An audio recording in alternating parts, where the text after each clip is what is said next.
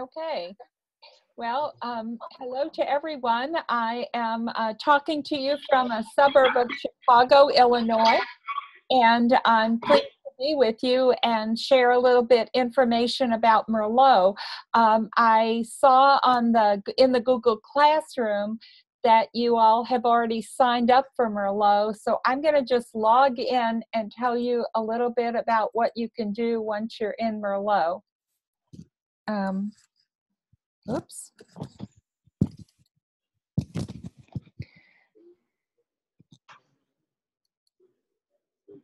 I have too many windows. If you see me looking to the side, it's because I have a bigger screen over there.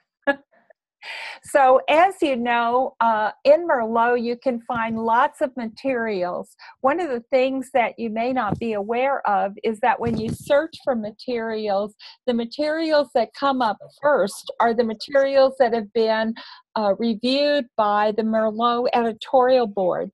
There are 22 editorial boards in a variety of disciplines. I am the editor for teacher education, but there are boards in health sciences and in business and in biology, for example, and in world languages. And so these boards have reviewers like John who look at materials and test them in areas of content, in quality, in usability, and write up reviews so that Merlot users can, for example, discover things. So if I want to look up, let's say, mathematics,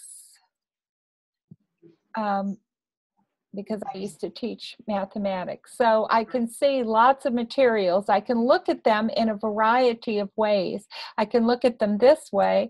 I can see a list, or I can see these kind of icons. And so depending on what you're looking for, you can look for example, the history of mathematics and so on. And I'm going to just click on this one. I've never seen it before, but you can see that it has an editor review of 5 stars, which means that a board thinks that this is something worthwhile looking at and worthwhile reviewing. You can get more information about the material, including who submitted the material, who the material is for, and so on. And you can actually go to the material, and it takes you away from Merlot, because Merlot doesn't store most of its materials. Merlot is a site that includes the links to the content. And of course, I'm having trouble trying to access it. So why don't I go back and find something else? As well, when you use Merlot, you have the opportunity to rate materials. So it's review boards as well as the users of Merlot. Now, I'll show you some of the Merlot communities. So we have all these different communities: business, communications, computer science, engineering, English, health sciences. Some of our biggest boards are information technology, where John is a reviewer, mathematics, psychology and sociology, and this is mine, teacher education. So in each one of these disciplines, you can go to a portal and get more information about them. So I've written a letter of introduction so that people know who are on our boards. And as you can see on my board, I have people from all over the U.S. Also, there's a showcase for each board to show a material that the board feels is really worthwhile. I don't know how many of you are familiar with Flipgrid, but it's a wonderful way for you to create a short video and have your students also create videos.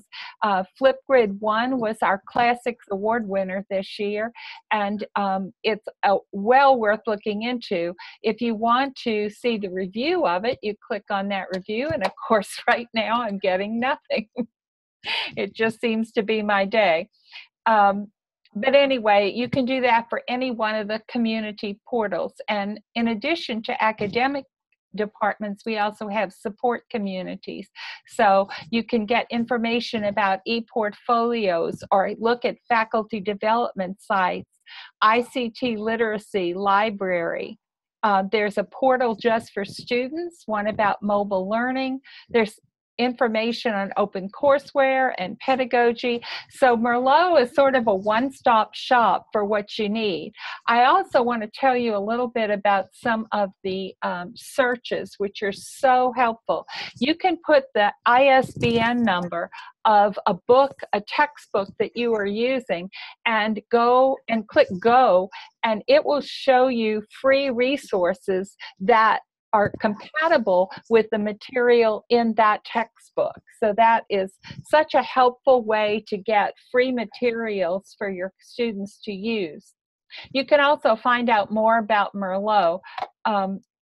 What I'd love to do is find out from you all what questions you might have, or what ideas you might have about using Merlot, and I could support you in finding out more about that. So I'm going to pause for a minute and see if you have any questions or anything you'd like to share, any concerns you've had. Okay, thank you, Jane. Hello, thank you, Jane. With the participants, she wants us to ask questions about our experience with Merlot already. Okay, who has a question needs to, and I think as you get along, you're going to talk a bit about peer reviewing and just opportunities for them. Yeah, because I've got people that are old teachers here. They've spent so much time in teaching a particular course, and they have enough residual knowledge that they could actually impute into peer reviewing and all that. So you talk about that, but in the meantime, let me ask, does anyone have a question right now? Okay, they said they have joined as members. So I think you talk about the peer reviewing factors. I'll be happy to. If you want to be a peer reviewer for Merlot, you need to go to Grape Camp. A Grape Camp, we like to call it, because we use lots of wine metaphors since Merlot started in the California wine region. But in Grape Camp, people get to learn how to create a review for Merlot. And one of the things that you do is you can do this online, asynchronously, or you can attend 3 meetings synchronously and learn how to do a Merlot review. Once you've done that, then you can be assigned to one of the editorial boards.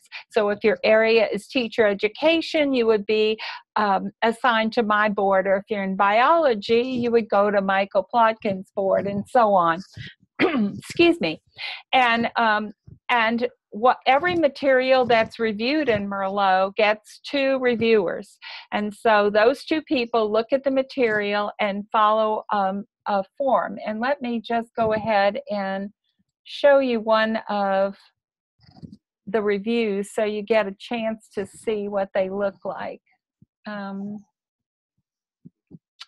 Let's see. Okay, so here's one.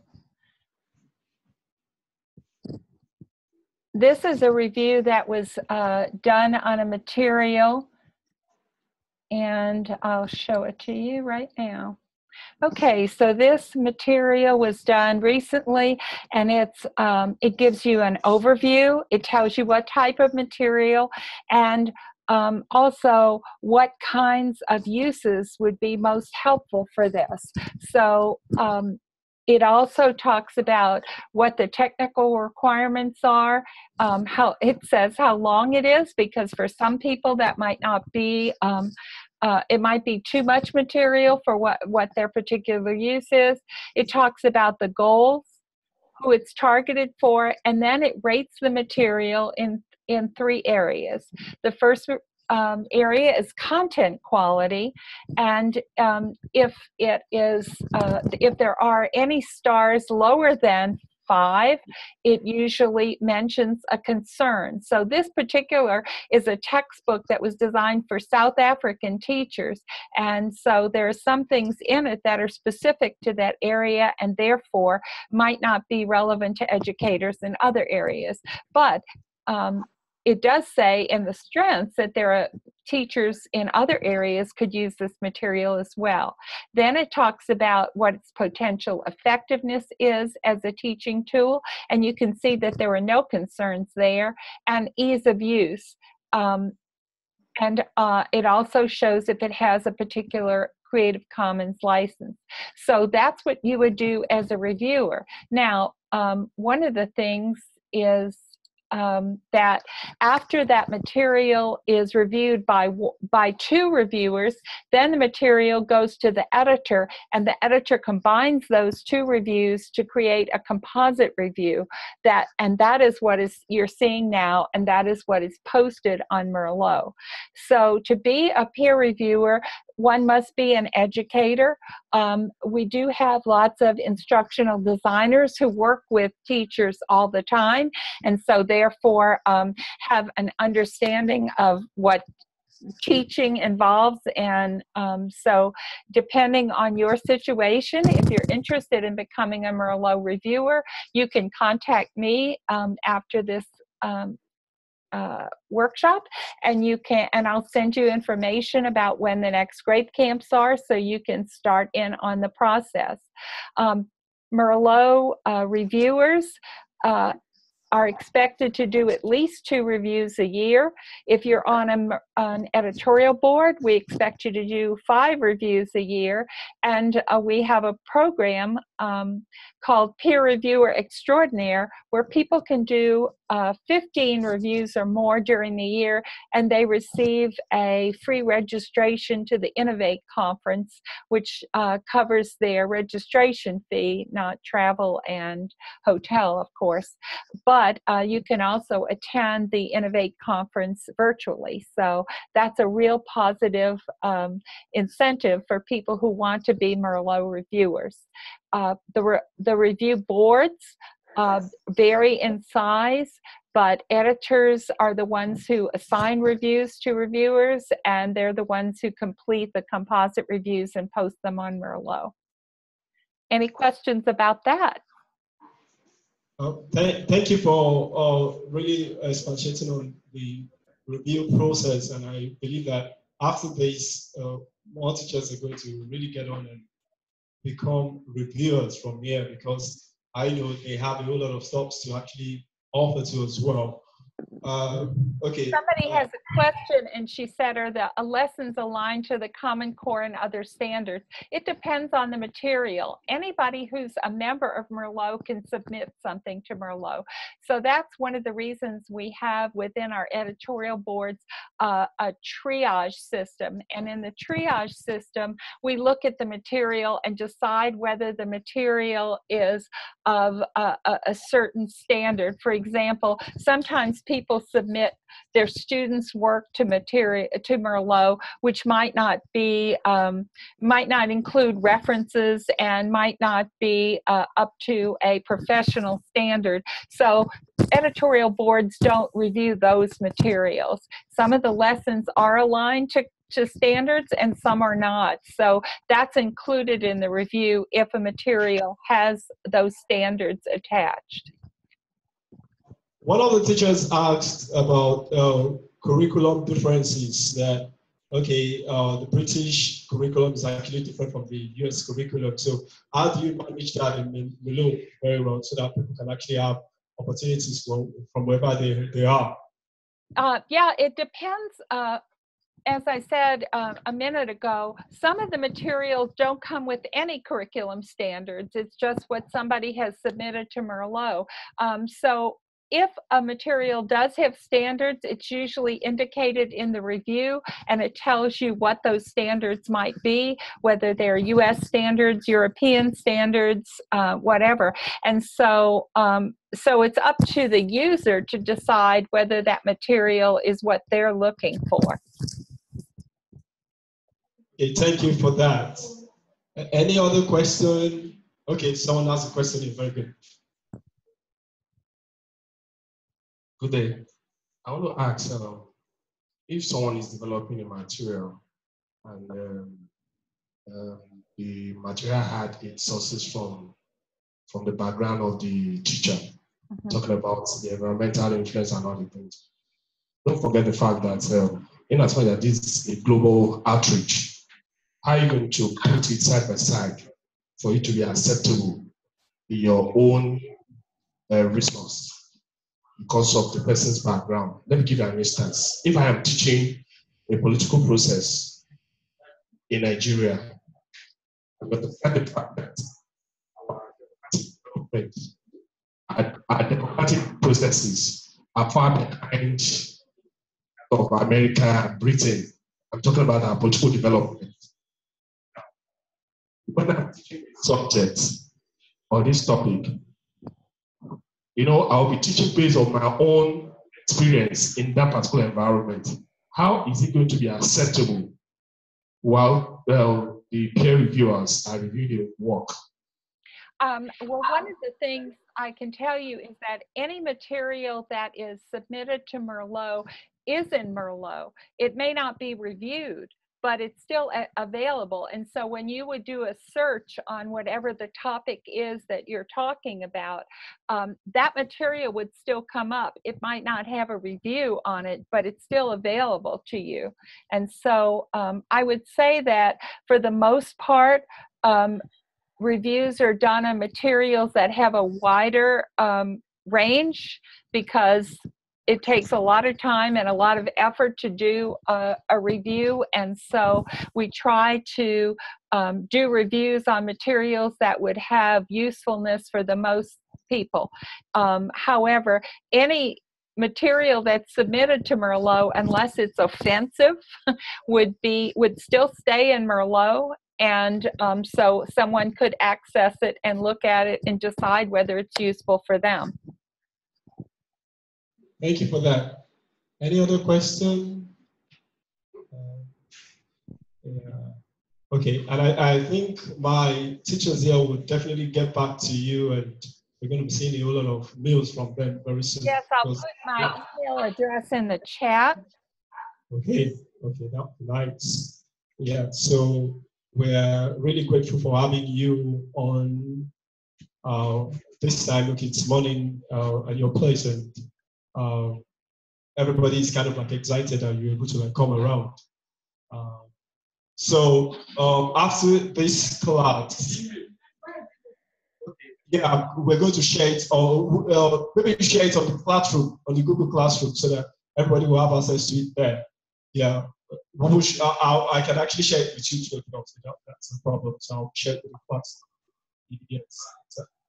So let me allow you to spend an hour, because sorry for the issues with audio and all that. So we're really able to hear you audibly, and we are seeing you clearly here too. And definitely we'll have more opportunity for you to come online and speak with more audiences in Nigeria too as well, as much as possible.